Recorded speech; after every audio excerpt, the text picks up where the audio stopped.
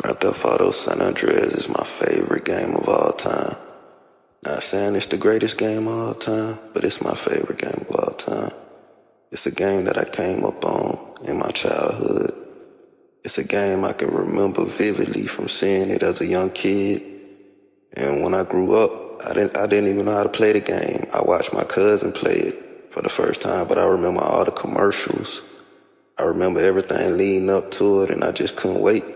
And I couldn't wait to go to my cousin's house, and when I finally went over his house, they had the game. And I sit back and watch him play it all night. It's an experience I'll never forget, and just for me growing up, this is my favorite game. I was probably like 9 years old, but the first game I ever played, the first Grand Theft Auto was Vice City, but San Andreas just mean way much more to me. It's an experience I'll never forget. It's a time I'll never forget, and this is a game I'll never forget. CJ is my favorite protagonist of all time. And it took me years to finally play the game missions. When I was young, I used to just play the playthrough all the time, run around, shoot, kill, and stuff. But I didn't really actually play the game myself till I finally got a PS2.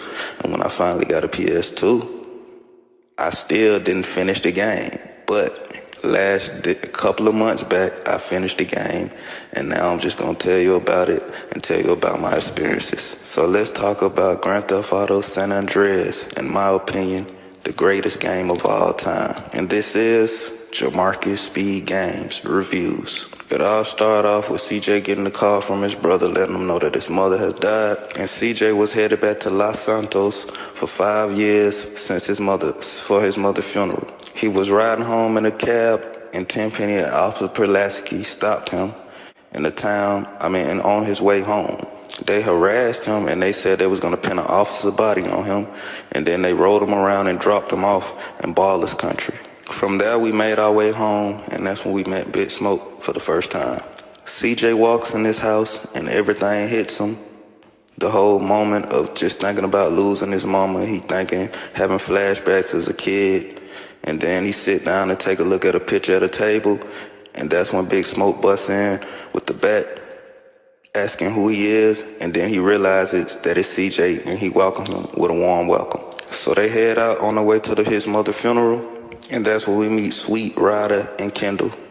From the first moment we met Sweet, he was already tripping.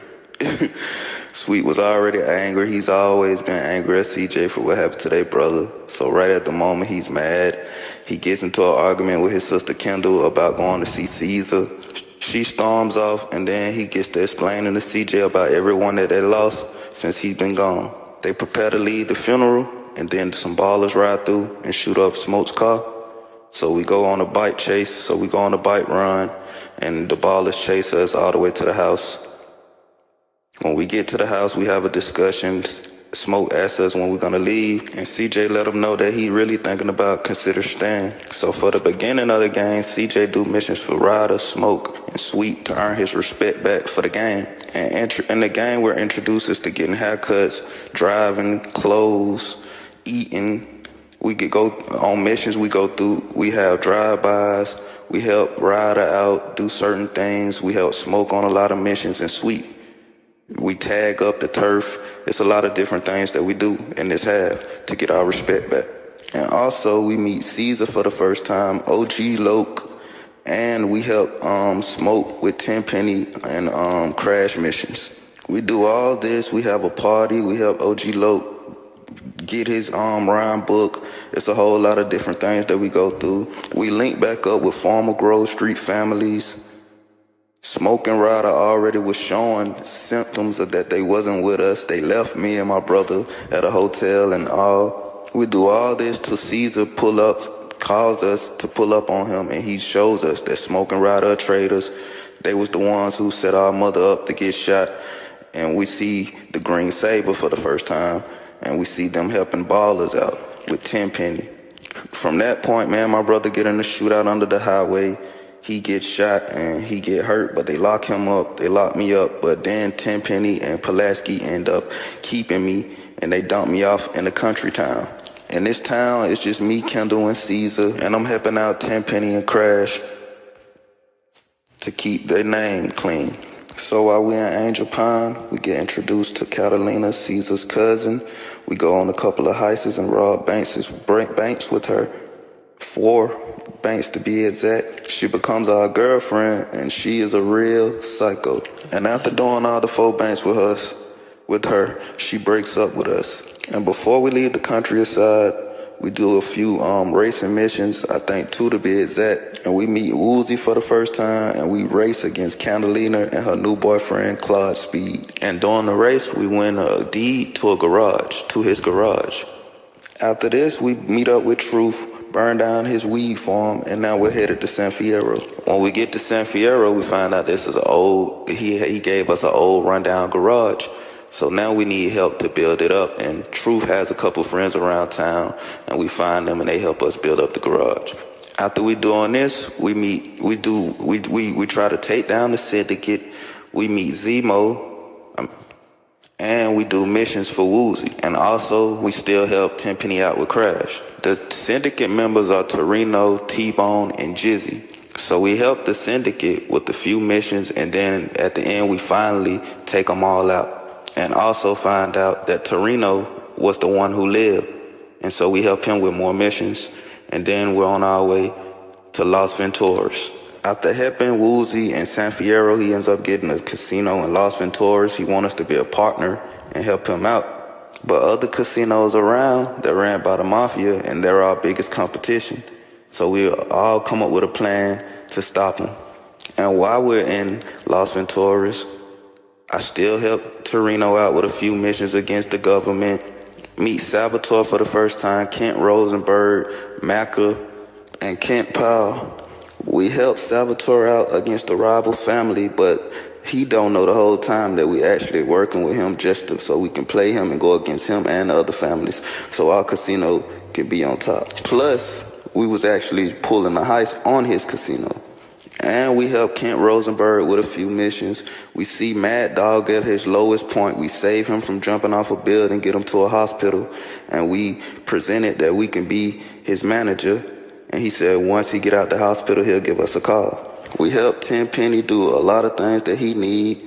We help him to the point that we get everything done for him, and he still wants to take us out. He used Officer Pulaski to take me out, but everything fails, and I end up taking out Officer Pulaski. And that's the last of Tenpenny for now. We help Saboteur. We go back to Liberty City, help out Saboteur, take out the rival mafia family that he's up against. And once we get back, everything's good with us. But after that, that's when we get all the full plans to the heist. We meet a girl, Millie. She gives us a key card. It's a lot of different parts that we go through to get to the end of the heist. And then we end up completing the heist, and we get a couple calls from Saboteur letting us know that we're dead. After this, we have everything going good for ourselves. Mad Dog's back in the studio. He's clean, and we back working on music. While in the studio, we get one last mission from Torino. We help Torino out with this last mission. It's a crazy mission. It could be difficult. But after we help Torino out, he comes through and he keeps his word. And he helps us get Sweet out of jail. And soon as Sweet get out, he back to his same ways, going off on CJ, telling CJ he don't care about the hood. And to be honest, CJ was the person who helped him build the hood. The hood probably would be down if it wasn't for CJ. But CJ wanted to move on and do better things. He had to leave what he didn't understand and while he was gone. But Sweet is just a brother who just extra hard on you about anything, and he take everything to the extreme. So we help Sweet out to get the hood back. It's all type of madness. We start off with the regular Grove Street. We go take that back over because the Ballers had taken it over. And then we go on a bunch of gang war missions to take back over the hood so we can find Tenpenny, Smoke. Through all this, we go through a whole bunch of missions. We helped Mad Dog get his mansion back from a drug dealer that he sold it to named Big Papa. We helped Caesar and his gang get back together. And then we sit in Mad Dog's house. They end up having a riot because Tenpenny and all the officers get off on their case. And then the riots break out. And then after we do a couple of gang wars, we have to take over the majority of the map, and we'll get a call from Sweet, and Sweet will let us know that they found Big Smoke. We found Big Smoke drug house. We break in, and we have to go up 3 floors in his drug house. Once we make it to the top, we'll confront Big Smoke in his house, and we'll have a standoff and a shootout. He cuts the lights out. You could use the night vision goggles, or you could just shoot him up in the dark.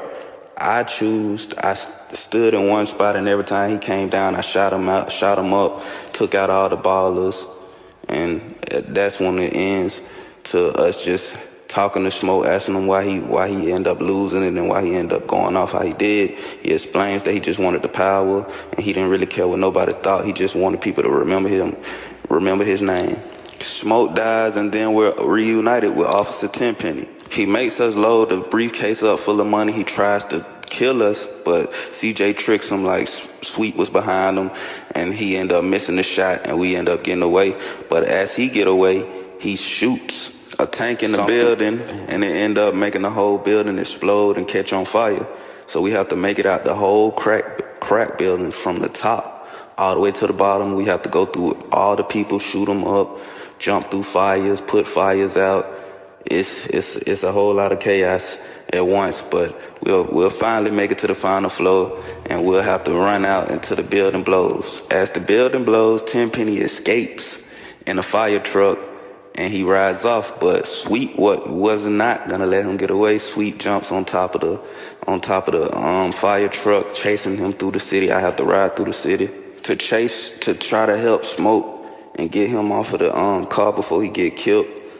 I end up catching Smoke. He drops down in the car. We switch over. He drives, I shoot. We chase Tenpenny all around the city. We got the riots going on. It's a whole lot of chaos. Police chasing us. We go in a big shootout with police, and it's just a whole lot going on the streets while we're doing the mission. We chase him all the way till we get by the bridge by Grove Street, and he crashes out. And when he crashes out, the fire truck crashes, and he falls, and it falls off a bridge. So when it falls off a bridge, we run down, and this is the ending scene. We all go to Tenpenny, and as he get out the truck, he's talking, telling us that we needed him, we needed people like him, and all that. Then he dies. CJ was gonna put a bullet in his head, but Smoke tell him don't do it. And that's the end of everything. We have a meeting in the house where everybody's discussing the plans of what they're going to do. Everybody talking about, Smoke says he's going to help the hood out. Kendall talks about all the properties they got and the businesses they're going to do. Mad Dog comes in the house with a plat, and the game ends by CJ saying he's about to hit the block. To me, this game is 5 stars. This is my childhood. I know I could be biased, and of course, every game has flaws. But I'm just saying, from my perspective, this game is everything to me. 2004, I was like a 9-year-old kid, maybe 8, and I couldn't wait to experience this. It was everything. The first ever black Grand Theft Auto character. It was just being from the hood and just understanding like, oh dang, they got a game from the hood. It was exciting for me at that time. It's a game that actually probably took me like 15 years to actually beat. Because when I was a young kid, I used to just watch my cousin play the game and watch him beat all the missions. And then when I got my first PS2, I tried, but I failed, and I got stuck at a certain point. I think it was maybe even San Piero. I got stuck, stayed stuck, ended up getting the game a few years on PS4, did the same thing, got stuck at the Mad Dog missions because when he jumped off the building, I had a glitch in my game. And I never could beat it, but I finally ended up getting the definitive edition, and end up finally beating the game. It took me some time, took me a few months, but recently, like a couple of months back, I beat it. And I just want to say Grand Theft Auto San Andreas is my favorite game. CJ is my favorite protagonist. I love everybody, all the other GTAs. The majority of them I'm a big fan of. Like even from Vice City Stories to Liberty City Stories, Grand Theft Auto 4, 5, I still have a love for all of them, but this one is just the standout to me. This is the standard. It was just so much you can do. It was an open world of just Open world of just so many things you could do. It was just an amazing game to me. I love it so much, very deeply. And I just think it's my favorite game of all time. There's so many more other games out there, and I know, but Grand Theft Auto San Andreas is my favorite game of all time. And this how I'm in this video. Thank you for watching. Subscribe, like, check out all my other videos, and I'll make more like this soon. Thank you.